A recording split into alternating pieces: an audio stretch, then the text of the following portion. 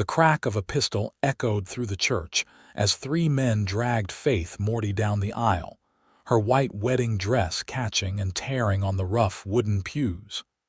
The year was 1878, and Opal, Wyoming had never seen such a disruption of sacred ceremony.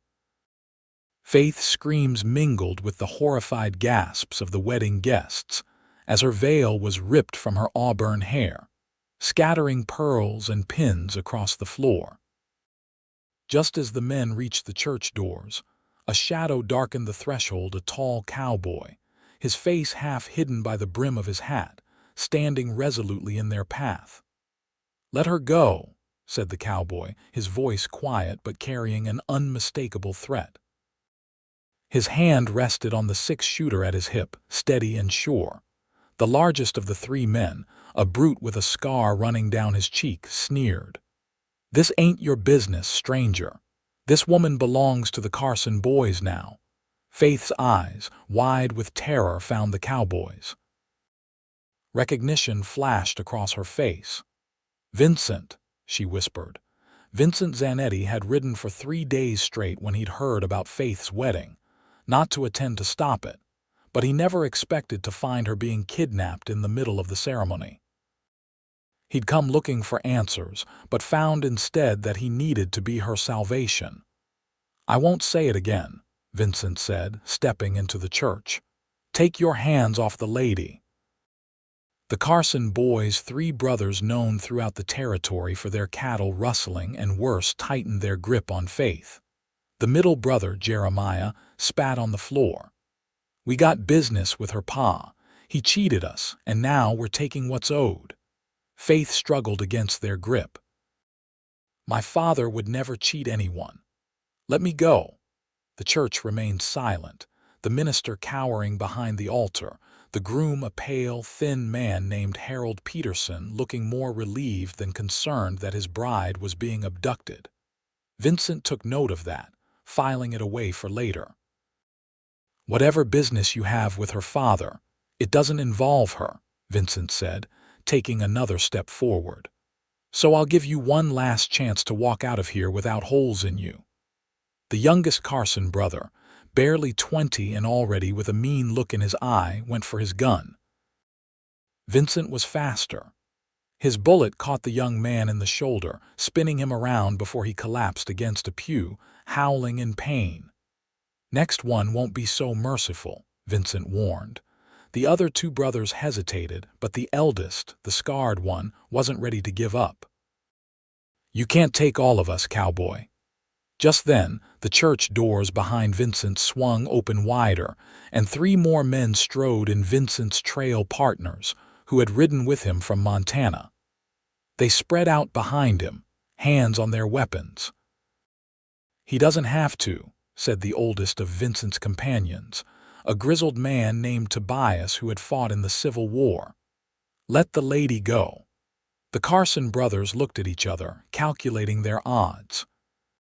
Finally, the scarred one shoved Faith toward Vincent with enough force to make her stumble.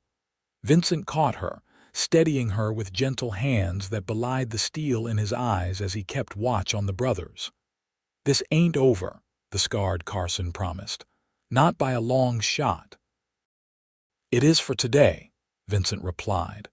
The brothers retreated, helping their wounded youngest to his feet and backing toward a side door, keeping their eyes on Vincent and his men the whole time. The church erupted in chaotic voices once they were gone.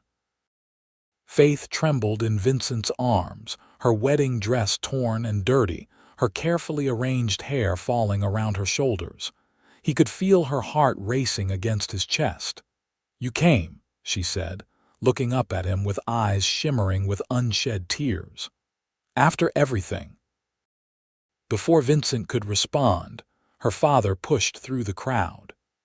Malcolm Moretti was a short, stout man with an impressive mustache and the fine clothes of someone who had made their fortune in the Wyoming territory.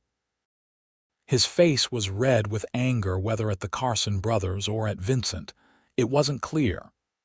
"What is the meaning of this?" he demanded. "Who are you to interfere in my daughter's wedding day?" Vincent kept his arm protectively around Faith's shoulders. "Someone who wasn't about to watch her get dragged away by outlaws, Mr. Moretti.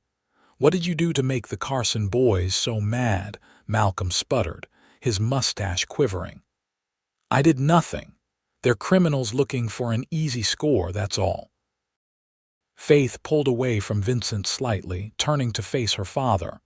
"Is that true? They said you cheated them." Malcolm wouldn't meet his daughter's eyes.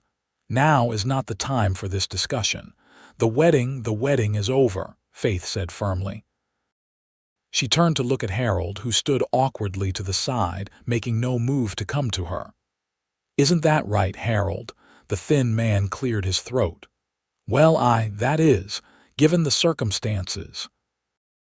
Vincent watched the realization dawn on Faith's face. Her intended hadn't made a single move to protect her from the Carsons. He had stood by, passive, as she was dragged screaming down the aisle. "I think what Mr. Peterson is trying to say," Vincent offered, "is that he's reconsidering his prospects." Harold nodded quickly, relief evident on his face. "Yes, exactly. Perhaps this was hasty." Faith straightened her shoulders, dignity returning despite her disheveled appearance. "Then I believe we're done here." She turned and walked steadily down the aisle, head held high despite the whispers and stares. Vincent followed her, his trail partners falling in behind them. As they stepped out into the bright Wyoming sunshine, Faith finally let her composure crack, leaning against the church's outer wall. "What am I going to do now?" she whispered. Vincent stood beside her, giving her the space she needed while remaining close enough to protect her. "First, we need to get you somewhere safe. The Carson boys won't give up that easily." Faith looked up at him, really seeing him for the first time in 5 years. He was taller, broader through the shoulders, his face weathered by sun and wind. But his eyes were the same, that deep blue that had once made her 17-year-old heart race. She was 22 now, and those eyes still had an effect on her. "Why did you come back, Vincent? After all this time?"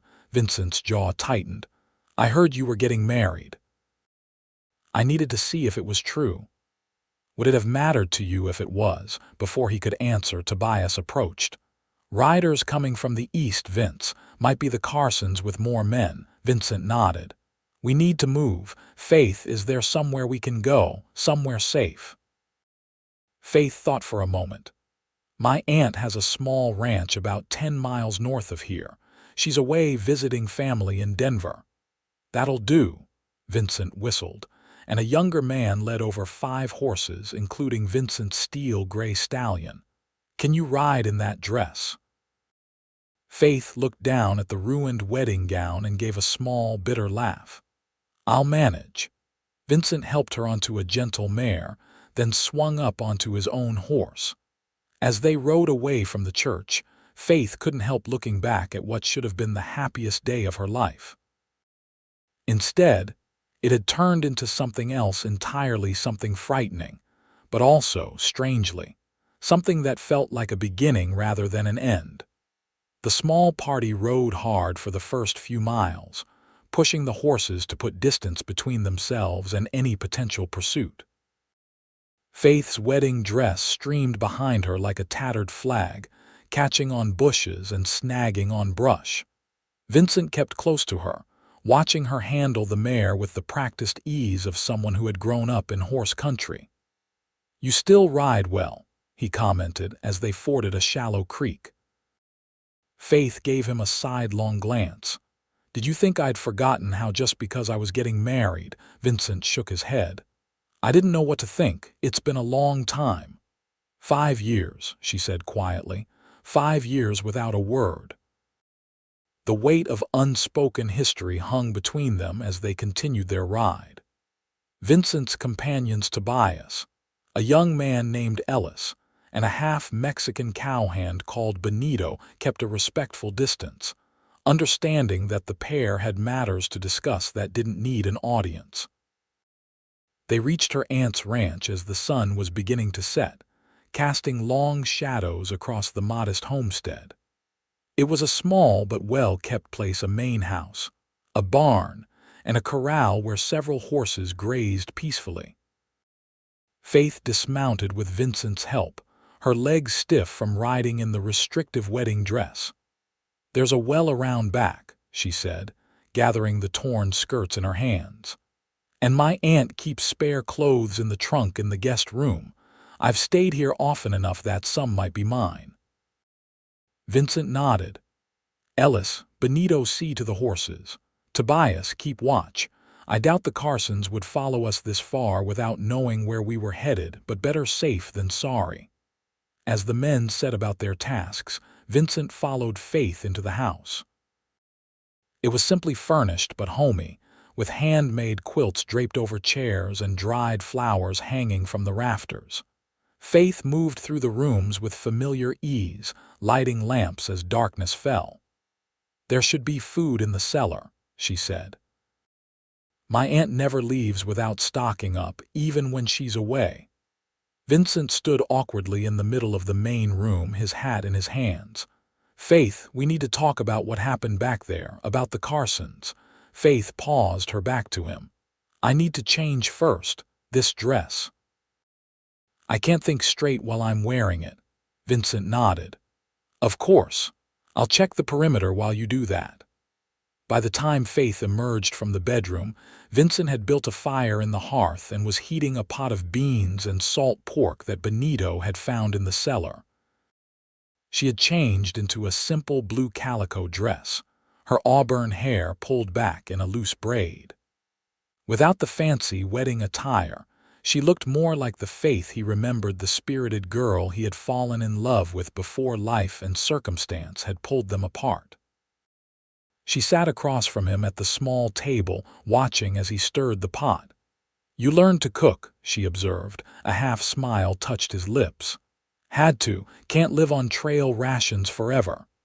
"Where have you been, Vincent, all these years?" He set down the wooden spoon, meeting her eyes. "Everywhere. Nowhere. Montana, mostly. Worked as a ranch hand, did some scouting for the army, broke horses, followed the work." "Did you ever think about coming back?" Vincent's expression tightened. "Every day." Faith looked away, blinking rapidly. "Then why didn't you?" Before he could answer, Tobias entered the house, his rifle cradled in his arms. "Everything's quiet outside. No sign of pursuit." Vincent nodded. "Good. Get some food and rest. We'll take watches through the night." After Tobias had filled a plate and gone back outside, Faith returned to her question. "Why didn't you come back, Vincent?" Vincent sighed, pushing away from the table and pacing to the window. He looked out into the darkness before answering. "Your father made it clear what would happen if I did." Faith's eyes widened. "What are you talking about? My father barely knew you." "He knew enough." Vincent turned back to face her. "He knew I was the son of a drifter and a Cheyenne woman. He knew I had nothing to offer you except hard work and a harder life.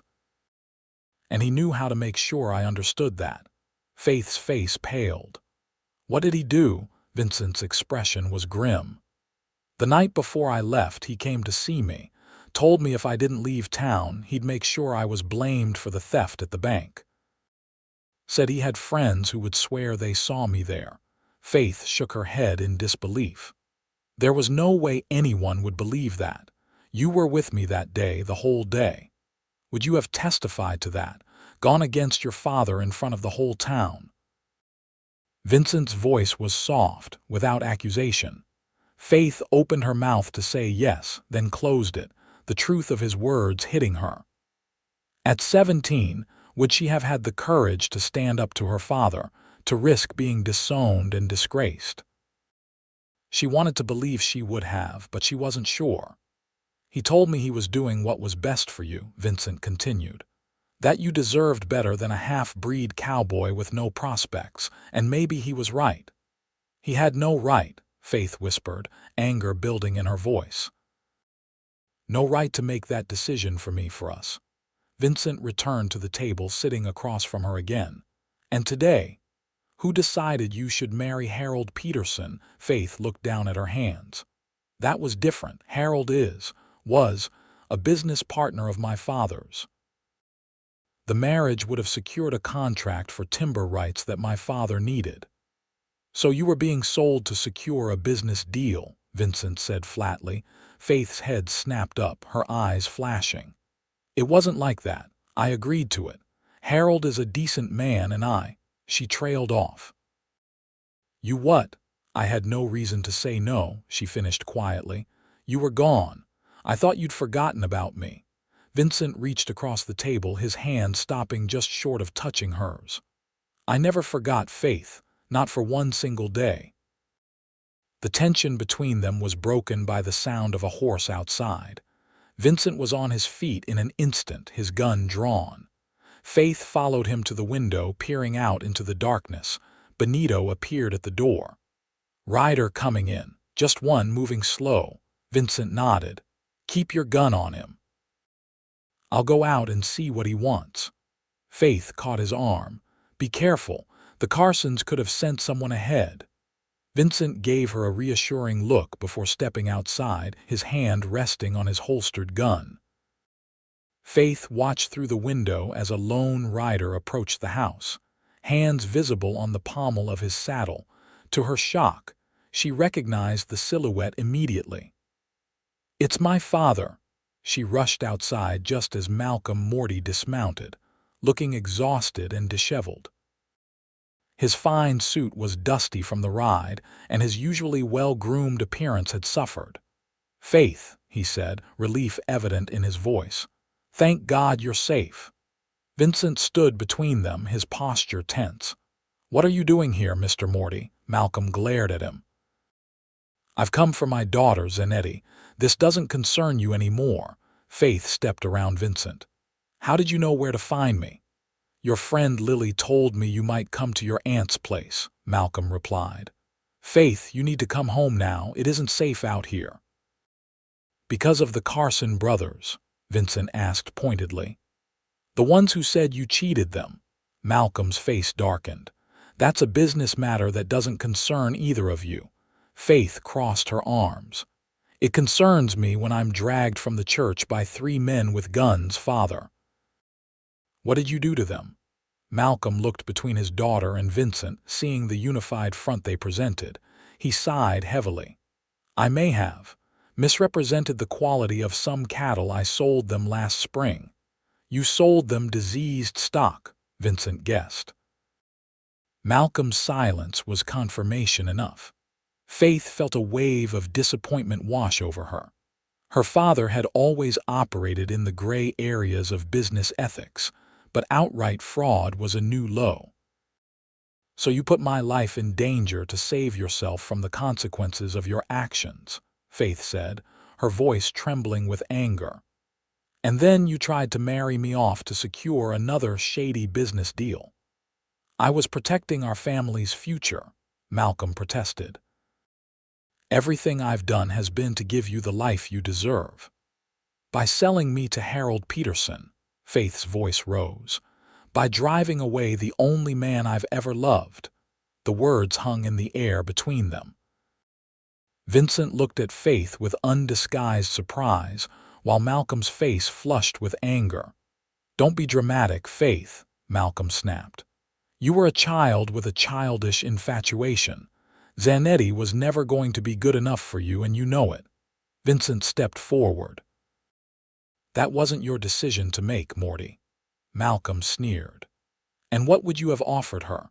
A life in some dirt floor cabin, bearing half-breed babies and struggling to put food on the table. Is that what you wanted for my daughter? Before Vincent could respond, Faith slapped her father hard across the face.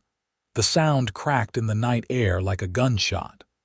Don't you dare speak to him that way, she said, her voice low and dangerous.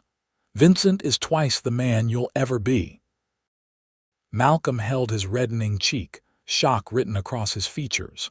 In all her 22 years, Faith had never raised a hand to him.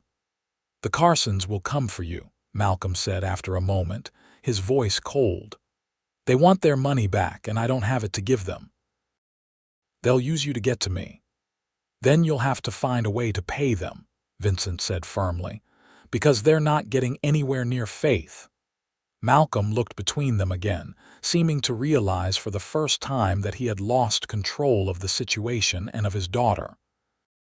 "This isn't over," he said, mounting his horse again. "Faith, when you come to your senses, you know where to find me." They watched him ride away into the darkness, Faith trembling with a mixture of anger and hurt. Vincent placed a gentle hand on her shoulder. "Are you all right?" Faith turned to him, tears shining in her eyes. "Did you hear what he called you? What he said about?" She couldn't finish the sentence. Vincent's expression was solemn. "He's not wrong about what life with me would be like, Faith. I don't have much to offer." "That's not true," Faith said fiercely. "You're honest, you're brave, you're—" She took a deep breath. "You're the man I've measured all others against for 5 years, and they've all come up short." Vincent's eyes searched hers. "Faith." The moment was interrupted by Tobias clearing his throat. "Hate to break this up, but we should get back inside. Standing out here in the open at night isn't wise, especially if the Carsons are looking for us." Vincent nodded, and they retreated into the house. Inside, Benito and Ellis had prepared a simple meal from the supplies in the cellar, and the 5 of them ate in relative silence, the weight of the day's events hanging heavy over the table. After dinner, they established a watch rotation for the night. Faith insisted on taking a turn, but Vincent overruled her. "You've been through enough today," he said gently. "Get some rest. Tomorrow we'll figure out what to do about the Carsons." Faith reluctantly agreed, retreating to her aunt's bedroom while the men settled in the main room. Sleep eluded her, however, as her mind replayed the day's events.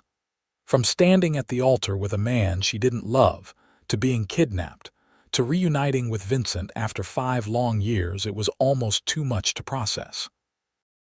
She must have dozed off eventually, because she woke with a start to the sound of voices outside. The gray light of dawn filtered through the curtains as she pulled on a robe and moved quietly to the door, listening. Vincent and Tobias were speaking in low tones on the porch. "Can't stay here indefinitely," Tobias was saying. "The Carsons have a reputation, Vince. They don't let things go." "I know," Vincent replied, "but I won't put her in danger by moving her until I know where we're going." "What about north? We could take her to Montana with us." There was a long pause. "That's not my decision to make," Vincent finally said. "Isn't it?" Tobias's voice was gentle. "We both know why you rode all the way from Montana when you heard she was getting married. It wasn't just to say congratulations." Faith's heart hammered in her chest as she waited for Vincent's response. "She has a life here," Vincent said at last. "A father, friends, a place in society. What would she have with me?" "Why don't you ask her that question?" Tobias suggested.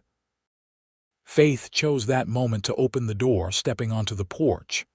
Both men turned to look at her, surprise evident on their faces. "Morning," she said softly. Tobias nodded to her, then to Vincent. "I'll go check on the horses," he said, making a tactful exit. Vincent leaned against the porch railing, watching Faith as she came to stand beside him. The early morning light cast a golden glow over the landscape, promising a beautiful day despite the uncertainties that lay ahead. "Did you sleep?" he asked. Faith nodded. "Some. You?" "Enough." He gestured toward the horizon. "Your aunt has a nice piece of land here." "She loves it," Faith agreed.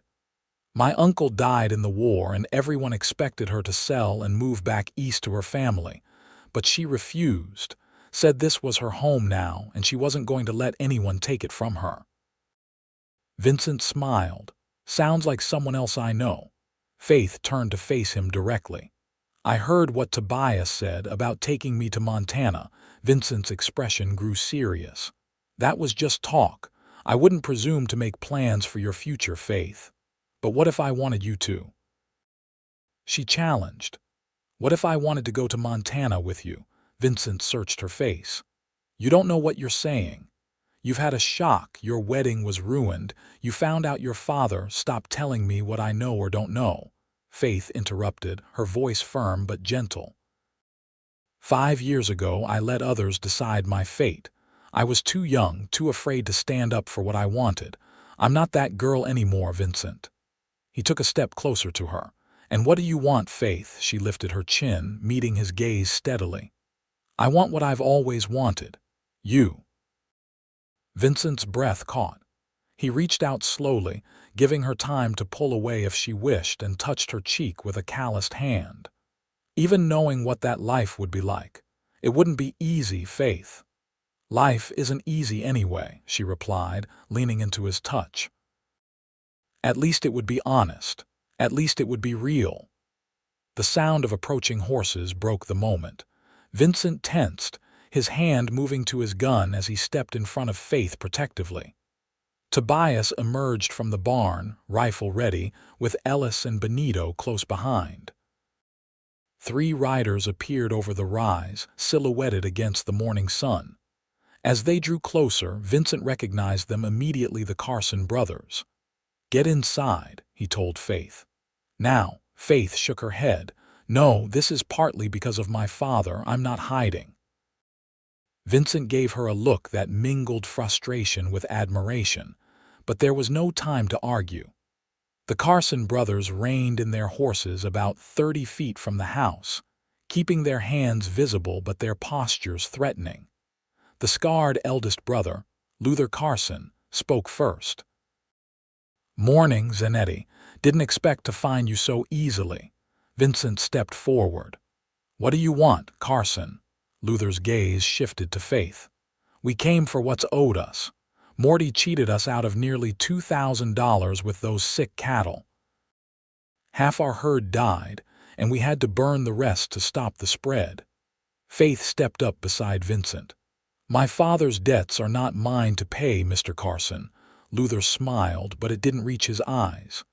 Maybe not, but your leverage, Miss Moretti. Your pa cares what happens to you, even if he don't care about much else. You're not taking her, Vincent said flatly, his hand still resting on his gun. Jeremiah Carson, the middle brother, spat on the ground.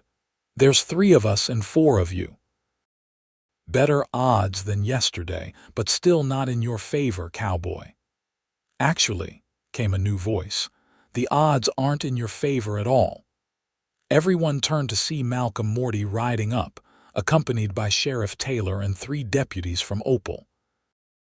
The lawmen had their rifles trained on the Carson brothers. Luther Carson, the sheriff called, you and your brothers are under arrest for attempted kidnapping, disruption of a religious ceremony, and assault. Luther's face contorted with rage. This is about money, Sheriff. Moretti owes us.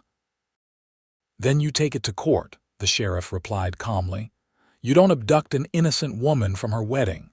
Malcolm dismounted, approaching the porch where Faith and Vincent stood. He looked tired, older somehow than he had just yesterday. Faith, he said quietly. I came to make things right. Faith regarded her father warily. By bringing the sheriff, Malcolm nodded. It was the right thing to do.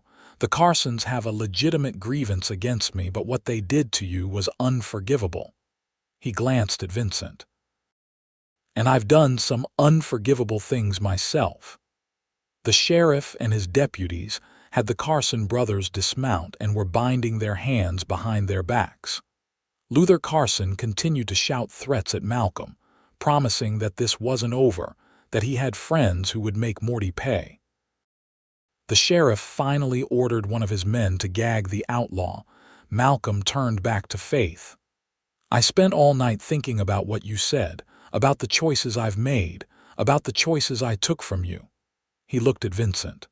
I was wrong about you, Zanetti. Wrong to judge you by your parentage rather than your character. Wrong to threaten you 5 years ago. Vincent's expression remained guarded. Why the sudden change of heart, Moretti? Malcolm sighed. Because I almost lost my daughter yesterday. Twice. Once to a loveless marriage I arranged, and once to outlaws seeking revenge against me. He looked at Faith, genuine regret in his eyes. "I don't want to lose you forever." Faith studied her father, searching for any sign of manipulation or deceit. Finding none, she asked, "What are you saying, father?" "I'm saying I'm sorry," Malcolm replied, the words clearly difficult for him. "And I'm saying that your future is yours to decide. If that future includes Zanetti, then." He took a deep breath. "Then I won't stand in your way." Faith looked between her father and Vincent, hardly daring to believe what she was hearing. "Do you mean that?" Malcolm nodded. "I do.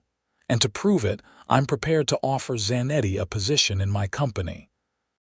He has a reputation as an excellent horseman, and I need someone to manage the Remount station for my freighting business." Vincent's eyebrows rose in surprise. "You're offering me a job." "I'm offering you a future," Malcolm corrected. "With my daughter, if that's what you both want." "The position comes with a small house on the edge of town and a foreman's salary." Vincent looked at Faith, a question in his eyes. She stepped closer to him, taking his hand in hers. "That's very generous, father," she said carefully. "But Vincent and I need to discuss our future together, without pressure or influence from anyone else." Malcolm nodded, understanding the implicit message. "Of course. The offer stands whenever you're ready to consider it." He glanced over to where the sheriff was preparing to leave with the Carson brothers. "I should go with the sheriff. There will be paperwork, statements to make." He hesitated, then added, "Will you be coming back to town?" Faith exchanged a look with Vincent before answering. "Eventually. But I think I'll stay here for a few days. It's peaceful, and I have a lot to think about." Malcolm nodded again, then surprised both of them by extending his hand to Vincent. "Thank you for protecting my daughter when I couldn't." Vincent hesitated only a moment before shaking the offered hand. "I would have done it whether you thanked me or not." A small smile touched Malcolm's lips. "I believe you would have." He turned to go, then paused. "Faith, I am truly sorry for everything." Faith felt a knot in her throat loosen slightly. "I know, father." They watched as Malcolm rode away with the sheriff and his prisoners. Vincent's companions, sensing the private nature of the moment, tactfully retreated to the barn, leaving Faith and Vincent alone on the porch. "Did that really just happen?" Faith asked, a hint of wonder in her voice. Vincent smiled, the first full, genuine smile she had seen from him since his return. "I think it did. Your father offering me a job and his blessing in the same breath. I never thought I'd see the day." Faith turned to face him fully. "You don't have to take it, you know. The job, I mean. If you'd rather go back to Montana." Vincent's hands came to rest on her shoulders, his touch gentle but firm. "The only reason I was in Montana was because I couldn't be here with you, if that's changed." He let the sentence hang, unfinished. Faith's heart raced. "And if I said I wanted to go to Montana with you instead?" Vincent's eyes searched hers. "Is that what you want?" Faith stepped closer, closing the distance between them. "What I want is a life with you, Vincent. I don't care where it is as long as we're together." Vincent's hand moved to cup her cheek, his thumb brushing lightly across her skin. "I've dreamed of hearing you say that for 5 years." "So have I," Faith whispered. When his lips finally met hers, it was like coming home after a long journey. The kiss was tender at first, then deepened with the passion of 5 years of separation and longing. Faith wound her arms around his neck, pressing herself against him as if trying to make up for all the time they had lost. When they finally broke apart, both breathless, Vincent rested his forehead against hers. "I love you, Faith Morty. I never stopped loving you, not for one day." Faith smiled, tears of happiness shimmering in her eyes. "And I love you, Vincent Zanetti. Always have, always will." They stood together on the porch of her aunt's ranch, holding each other as the morning sun rose higher in the sky, bathing them in golden light. The future stretched before them, uncertain in its details but secure in the knowledge that whatever came next, they would face it together. Over the next few days, Faith and Vincent remained at her aunt's ranch, using the quiet time to reconnect and plan their future. Vincent's trail companions decided to continue on to Montana, with promises to visit once the couple was settled. "You sure about this, Vince?" Tobias asked as they saddled their horses for departure. "Working for your future father-in-law could be complicated." Vincent glanced toward the house where Faith was preparing breakfast. "I'm sure about her. The rest we'll figure out as we go." Tobias chuckled. "Never thought I'd see the day when Vincent Zanetti would settle down. But she's a special woman, no doubt about that." "That she is," Vincent agreed, extending his hand to his old friend. "Thank you for riding with me, Tobias. I wouldn't have made it in time without you." The older man clasped his hand firmly. "Just make sure we get an invitation to the wedding." After Tobias, Ellis, and Benito had departed, Vincent and Faith spent the day exploring the ranch and talking about their hopes and plans. They rode together across the rolling Wyoming grasslands, stopping to rest beside a clear stream where wildflowers grew in abundance. "What do you think about my father's offer?" Faith asked as they sat side by side, watching the water flow over smooth stones. Vincent considered the question carefully. "It's a good opportunity.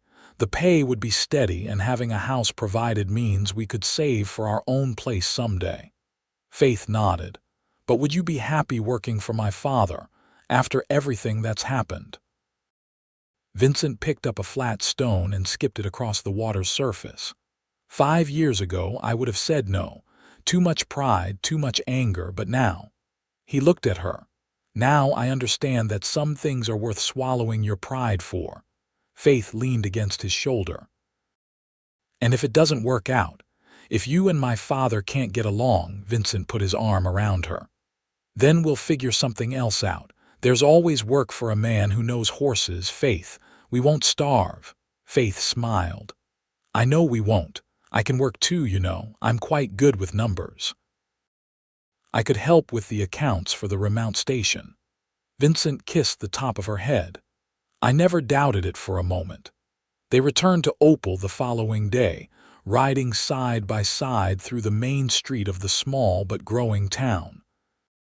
Faith was acutely aware of the stares and whispers that followed them. News of her aborted wedding and dramatic rescue had spread far and wide in their absence. She held her head high, refusing to be shamed for following her heart.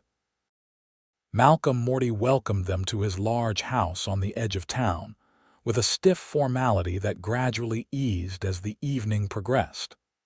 He showed Vincent the plans for the remount station, discussing the logistics of the operation and the expectations for the position. Faith watched them with growing hope, as they found common ground in their shared knowledge of horses and business. Later that night, as Vincent prepared to leave for the hotel, Malcolm having made it clear that propriety must be observed until wedding vows were exchanged, Faith walked him to the door. "That went better than I expected," she said softly, mindful of her father in the next room. Vincent nodded. "Your father is a businessman first. He knows I'll work hard and do right by the operation." He took her hand, bringing it to his lips. "And by you." Faith smiled. "When shall we do it? Get married, I mean." Vincent's eyes warmed. "Whenever you're ready. Tomorrow is fine by me." Faith laughed. "I think we should wait at least a few weeks. Give the town something new to gossip about." In the end, they waited a month. The wedding was small and simple, held not in the church where Faith had nearly been wed to Harold Peterson, but in the garden behind her father's house. Faith wore a dress of pale blue silk instead of traditional white, a deliberate choice that raised a few eyebrows but pleased her immensely. Vincent stood tall and proud in a new black suit, his usually unruly dark hair neatly combed for the occasion. Moretti gave his daughter away with genuine happiness, having come to appreciate Vincent's steady character and work ethic over the preceding weeks. The Remount station was already showing improved efficiency under Vincent's management, and even Malcolm had to admit that his future son-in-law had a gift with horses that couldn't be taught. As they exchanged their vows, Faith looked up into Vincent's eyes and saw their future reflected there, a future filled with challenges, certainly, but also with love, respect, and partnership. When the minister pronounced them husband and wife, Vincent kissed her with a tenderness that brought tears to her eyes. "Mrs. Zanetti," he whispered against her lips. Faith smiled. "I like the sound of that." The small house that came with Vincent's position proved to be perfect for the newlyweds. 2 bedrooms, a cozy sitting room, and a kitchen with a view of the mountains. Faith decorated it with colorful quilts and curtains, making it a warm and welcoming home. Vincent built furniture for it in his spare time, including a rocking chair that Faith especially treasured. Life settled into a pleasant routine. Vincent managed the Remount station with skill and fairness, earning the respect of the men who worked under him. Faith kept the books for the operation, and also began teaching reading and arithmetic to the children of the workers, many of whom had no access to formal education. Her impromptu school soon became an official one, with the town council providing a small building and a modest salary for her services. The Carson brothers were sentenced to 5 years in territorial prison for their crimes, but their threats against Moretti weren't forgotten. Malcolm, sobered by the experience and influenced by his daughter's example, made efforts to conduct his business with more transparency and honesty. He never became a completely reformed character. Old habits died hard, but he was more careful about whom he dealt with and how. A year after their wedding, Faith discovered she was expecting their first child. Vincent's joy was tempered only by a flicker of concern about how the town would receive a child of mixed heritage. "Times are changing," Faith reassured him as they sat together on their porch swing one evening, her hand resting on her still flat stomach. "And even if they weren't, it wouldn't matter. Our child will be loved and protected no matter what." Vincent covered her hand with his own. "I know. I just want to give our family everything I never had: security, acceptance, a place to belong."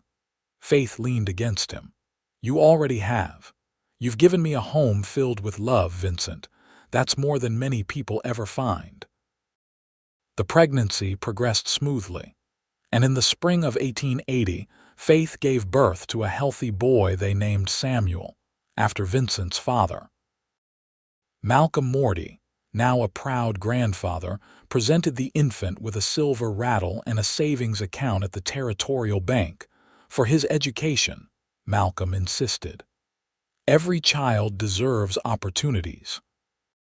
Samuel had his father's dark hair and his mother's green eyes, a perfect blend of his parents.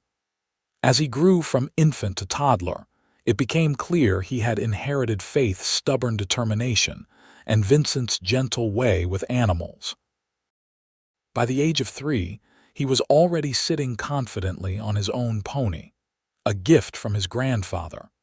When Samuel was 4, Faith gave birth to their second child, a daughter they named Eleanor, after Faith's mother who had died when Faith was young.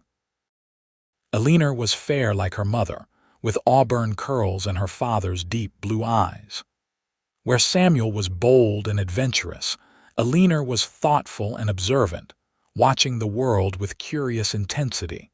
As the children grew, so did Vincent and Faith standing in the community. The prejudice that Vincent had feared never fully materialized. There were occasional unkind remarks or sidelong glances, but the family's dignity, industry, and involvement in town affairs earned them respect from most quarters.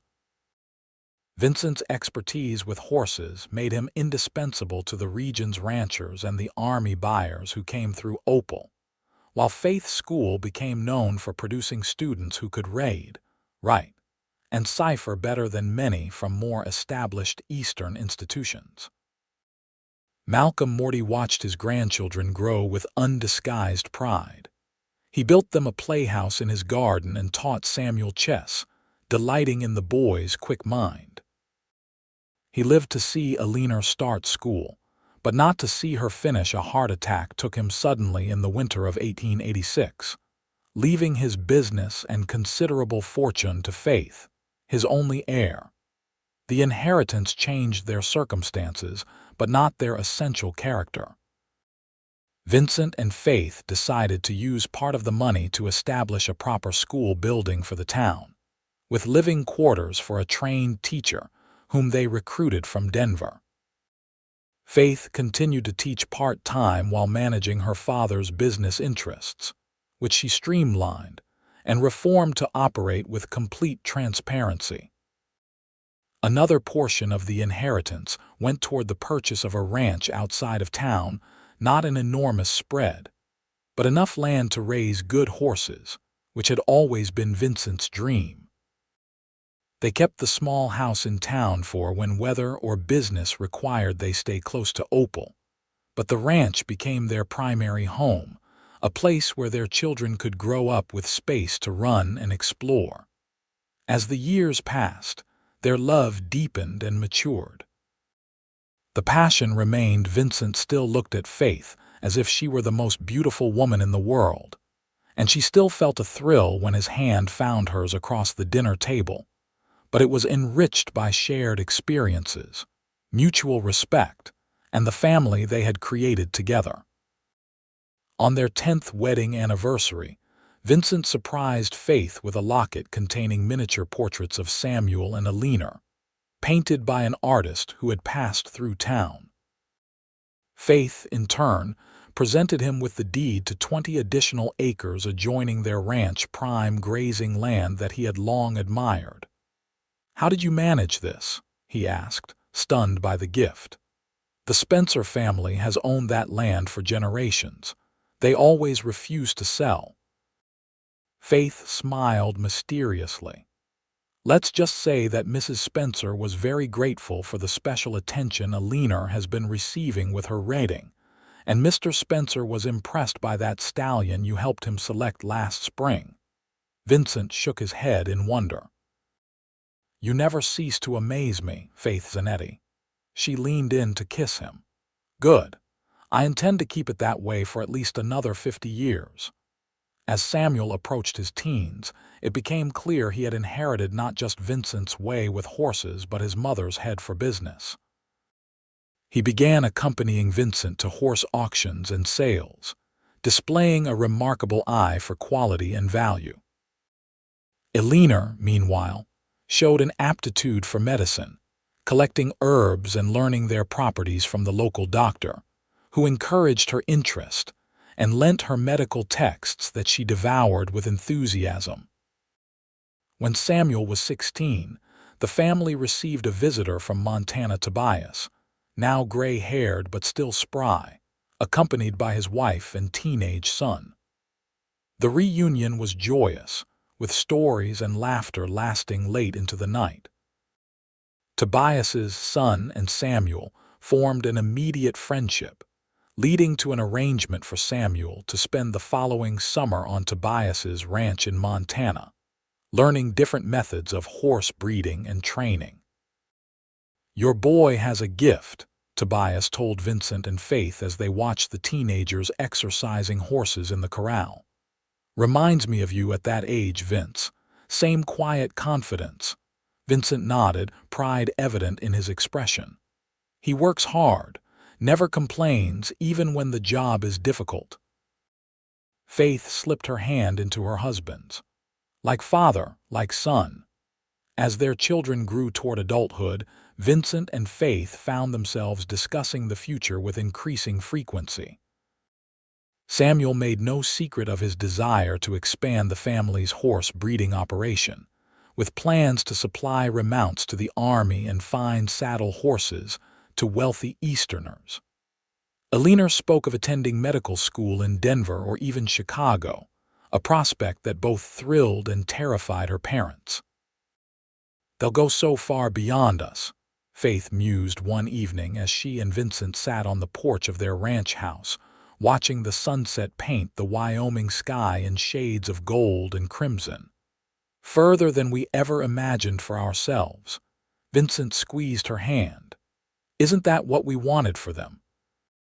The freedom to choose their own paths," Faith nodded. "Of course, it's just. They'll go away, Vincent, build lives elsewhere. And then come back," he said confidently. "Maybe not to stay, but they'll come back. This will always be home." Faith leaned her head against his shoulder, drawing comfort from his steady presence. "You know what I realized recently? If those men hadn't dragged me from the church that day, if you hadn't come looking for me when you heard about the wedding, we might never have found our way back to each other." Vincent was quiet for a long moment, considering this alternate history. "I like to think we would have, eventually. Some things are meant to be, Faith," she smiled. "Like a half-Cheyenne cowboy and a school teacher in a small Wyoming town." "Exactly like that," he agreed, pressing a kiss to her temple. Their 20th wedding anniversary was celebrated with a gathering that included nearly the entire town of Opal. Samuel, now a successful horse breeder with contracts extending as far as Kentucky, returned from his travels for the occasion. Alina took leave from her medical studies in Denver, bringing with her a shy but brilliant young doctor whom she introduced as a particular friend. As twilight fell and lanterns were lit around the ranch yard, Vincent led Faith away from the festivities to the small rise behind their house. From this vantage point, they could see the lights of Opal in the distance and the vast expanse of star-filled sky above. "Remember the first time we came up here?" Vincent asked, his arm around her waist. "Right after we bought the ranch," Faith nodded, smiling at the memory. "You told me that as a boy you used to sleep outside just so you could watch the stars all night. And you said we should bring the children up here to learn the constellations," Vincent continued. "I think they know them better than we do now." Faith laughed softly. "Alina certainly does.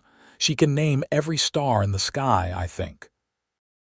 They stood in comfortable silence for a moment, the sounds of music and laughter drifting up from the celebration below. 20 years, Faith mused. "Sometimes it feels like yesterday that you stopped those men at the church door, and sometimes it feels like we've always been together." Vincent turned to face her, taking both her hands in his. The years had left their mark on both of them, silver threading through their hair, lines at the corners of their eyes, but to each other, they were as beautiful as they had been on their wedding day. "I thank God every day for bringing me back to Opal in time," Vincent said softly, "for giving us this life together." Faith's eyes shone with emotion. "As do I, every single day." He drew her into his arms, holding her close as the first stars of evening appeared in the deepening blue of the Wyoming sky. Their journey had not always been easy. There had been hardships, setbacks, and sorrows along the way, but they had faced each challenge together, their love growing stronger with every passing year. "What do you think the next 20 years will bring?" Faith asked, nestling against his chest. Vincent smiled, looking out over the land they had made their own. "Grandchildren, I hope, more horses. Maybe that trip to San Francisco you've always wanted to take." Faith lifted her face to his. "As long as we're together, it doesn't matter where we go or what we do." "Together," Vincent agreed, lowering his lips to hers. "Always." As they sealed this promise with a kiss, both were thinking of that fateful day 20 years earlier, when 3 men had dragged a reluctant bride from a church, and a determined cowboy had stopped them at the door, changing not just 2 lives, but creating a legacy of love that would endure for generations to come. Years later, when Samuel's children and Alina's children gathered at the old ranch house to celebrate their grandparents' 50th wedding anniversary, Vincent and Faith would tell the story once more of how fate, courage, and undying love had brought them together against all odds in the wilds of Wyoming territory. And as the youngest grandchild asked, wide-eyed, "But weren't you scared, Grandma, when those bad men grabbed you?" Faith would look at Vincent, her hand finding his as it had countless times over the decades, and answer with perfect truth, "Not once your grandfather appeared." From that moment on, I knew everything would be all right. And it was.